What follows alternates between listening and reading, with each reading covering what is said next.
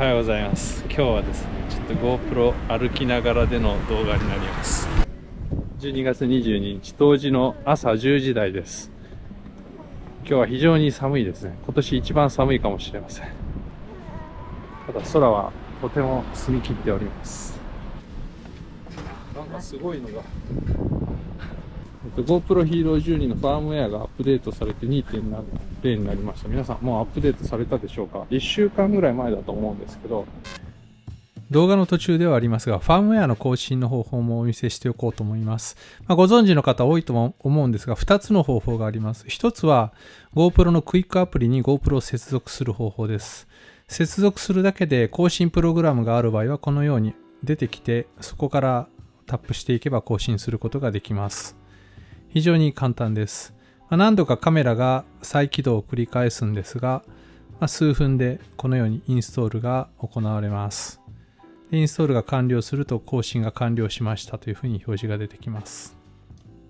もう一つの方法はパソコンを使って行う方法になります。Windows も Mac も行うことができます。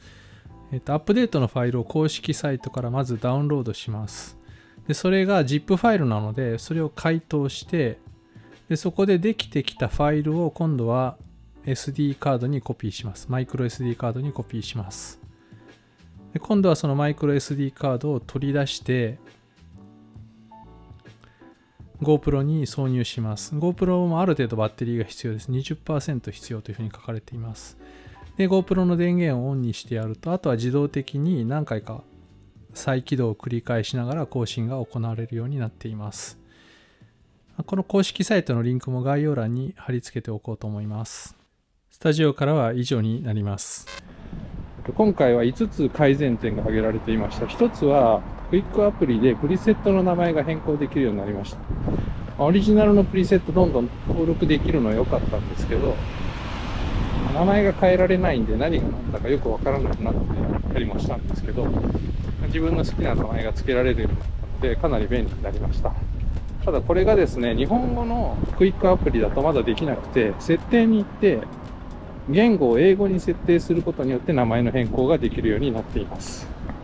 まだ日本語版の改修が追いついてないのかなと思います。どうですか？いいね。2、3、4番目の変更点はこの MAX レンズモジュラ 2.0 を使っている時の話なんですけど、一つはオートブーストが選べるようになりました。正直違いをお見せするのは難しいんですけど、激しく揺れた時により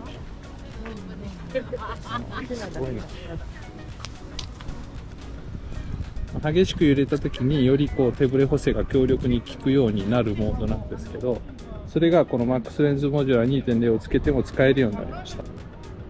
日本じゃないような感じになってきてますが、で2番目がMAX レンズモジュラ 2.0 をつけてもリニアが選べるようになりました。むちゃくちゃ超広角の映像が撮れるんですけど、レンズを外さなくても普通の歪みのないリニアという映像も撮れるようになりました。これがですね、MAX レンズモジュラ 2.0 をつけたリニアレンズでの撮影です。どうでしょうか？歪みのない普通の映像が MAX レンズモジュラをつけた状態でも撮れるようになりました。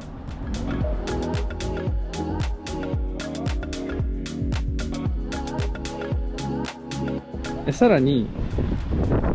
これをつけていても4番目の変更点としては、タイムワープで MAX ハイパービューという超広角のタイムワープが撮影できるようになりました。ちょっとやってみましょうか。今 MAX ハイパービューのタイムワープ撮影のリアルタイムです。普通のスピードですが、これを変えてみたいと思います。今からタイムワープ行ってみます。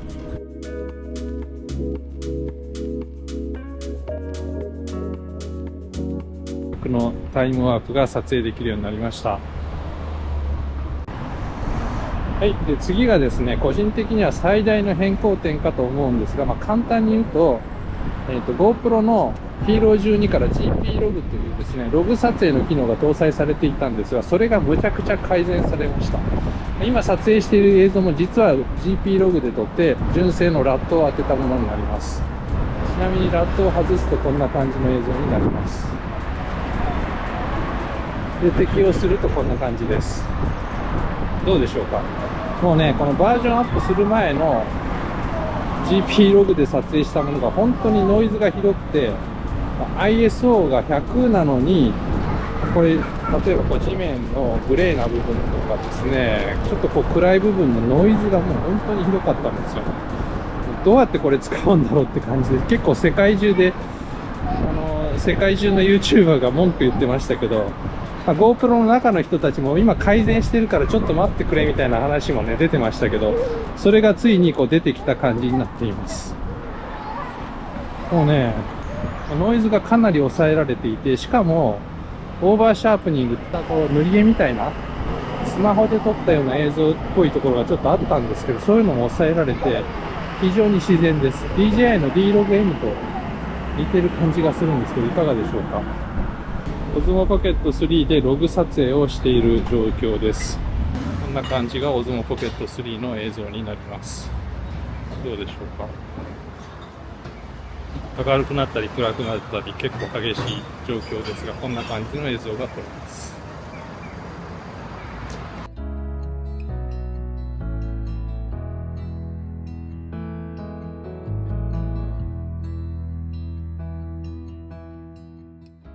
これシャープニングはちなみに一番低い状態で撮っています。これがですね、標準カラープロファイルで撮影したものになります。どうでしょうか。まあこれはこれで綺麗なんですけど、やっぱちょっと輪郭が強調されていて、いかにもこう GoPro で撮ったっていうか、スマホで撮った映像に近いような感じでしょうか。で、このラットなんですが、GoPro 12がリリースされた時に出てきた標準のラットと、その次の中間的なバージョンのものと、この 2.0 のものと3種類あります。ちゃんとこの一番新しいものを適用 しないと全然効果がないので、そこはちょっと注意が必要になります。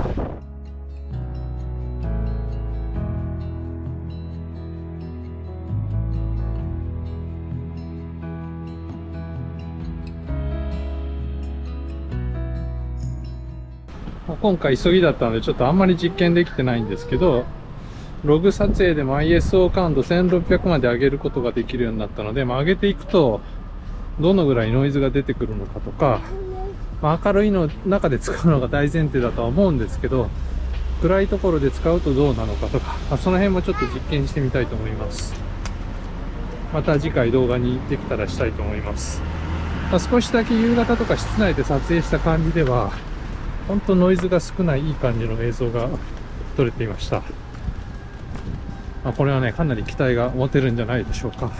ということで今回もご視聴ありがとうございました。じゃあまた次の動画でお会いしましょう。さようなら。